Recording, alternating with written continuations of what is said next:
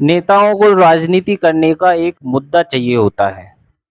जहाँ उन्हें कोई मुद्दा मिल गया उसके ऊपर ऐसी-ऐसी टिप्पणियाँ करते हैं, ऐसे-ऐसी बातें करते हैं कि जहाँ दंगे-फ़साद ना होते हों तो वहाँ दंगे हो जाएँ। अगर जहाँ लड़ाइयाँ ना होती हों तो वहाँ लड़ाइयाँ हो जाएँ। जहाँ शांति से लोग रह रहे हों वहाँ पर भी नेता अशांति फैला देते हैं। कोई और नहीं भड़काता है। अगर कोई जनता को भड़काता है तो वो राजनेता ही भड़काते हैं।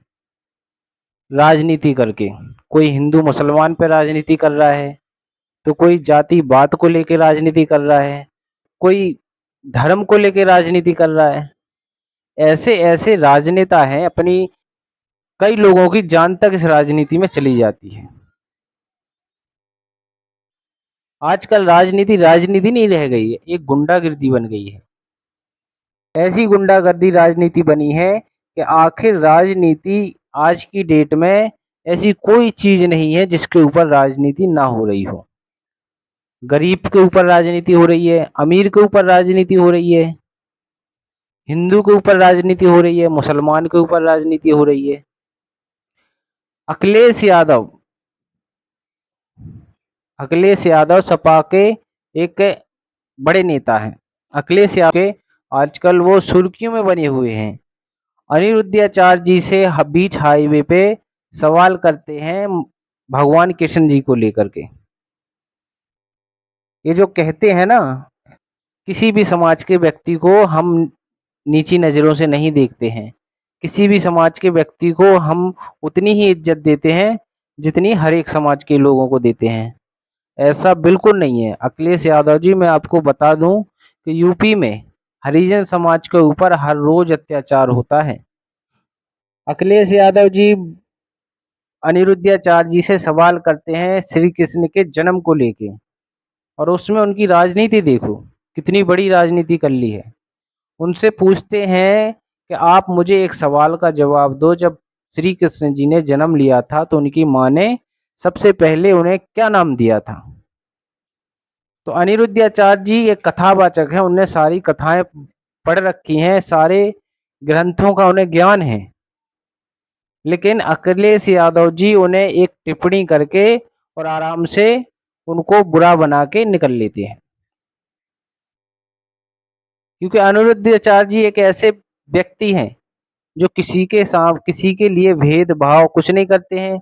गौओं का पालन करते हैं, कई आश्रम चलाते हैं, कई ऐसे लोगों का पेट पालते हैं जिनका कोई नहीं है इस दुनिया में। क्या मैम अखिलेश यादव जी, क्या आप उन लोगों को खिला सकती हो अपने घर में बैठा के? अनिरुद्धाचार्य जी खिला रहे हैं।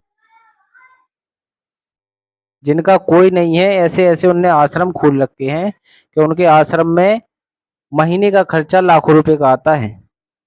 और आप कहोगे कि लाखों रुपए कहाँ से आता है? तो लाखों रुपए जो आता है वो दान दक्षिणा से आता है। कई श्रद्धालु उनके पास जाते हैं, उनकी कथा सुनने के लिए जाते हैं और उनके लिए दान पुण्य इतना करते हैं जिनसे वो गरीब लोगों का पेट पालते हैं और गऊओं का पेट पालते हैं।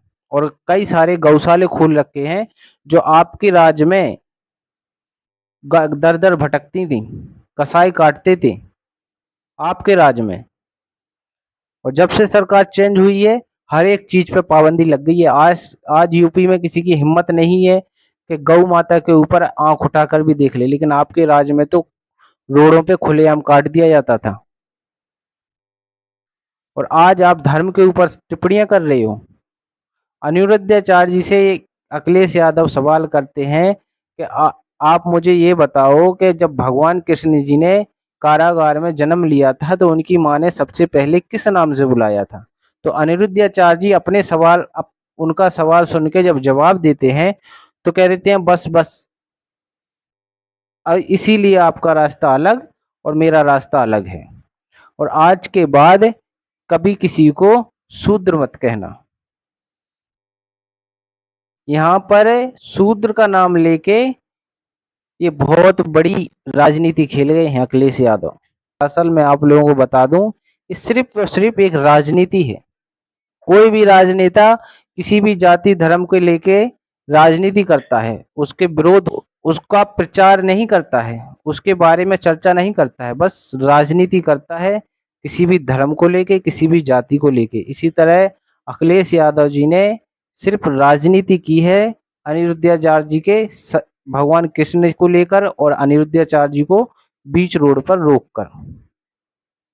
और बीच में उन्होंने क्या कर दिया, शूद्र, किसी को शूद्र मत कहना, यानी कि वाले हरिजन समाज के लोग हैं उनके लिए अनिरुद्धाचार्य जी के खिलाफ एक वहम भर दिया है ऐसा कि ये बाबाओं से नफरत करने लगे, यानी अनिरुद्धाचार्य जी से कथावाचक जैसे महान व्यक्ति के साथ गलत व्यवहार करने लगे और इनके खिलाफ लोग बोलने लगे। क्योंकि अनिरुद्धाचार्य जी हजारों लाखों का भूखों जिनका कोई नहीं है उनका पेट पालते हैं और कई सारे उनने गौशाला भी खोल रखे हैं। आपकी तरह जनता के पैसे पे वो ऐश मौज नहीं कर रहे हैं। आप महंगी महंगी गाड़ियों में घूम रहे हो, महंगे महंगे बंगले बना रहे हो, जहां जाते हो तो 10-10 15-15 गाड़ियों का आपका काफिला चलता है। ऐसा नहीं कर रहे हैं वो, लोगों को, हिंदुओं को एकत्र कर रहे हैं, सनातन धर्म को जगा रहे हैं। लेकिन आप जैसे नेता शर्म सनातन धर्म को उठाने की जगह गिराना सोच रहे हैं। इसलिए अखिलेश यादव जी, मैं आपको बता दूं कि धर्म के नाम पे और जाति के नाम पर राजनीति करना बंद कीजिए। अगर ऐसा ही चलता रहा तो एक दिन हिंदू गुलाम हो जाएगा, और किसका गुलाम हो जाएगा वो भी आप अच्छी तरह जानते हो।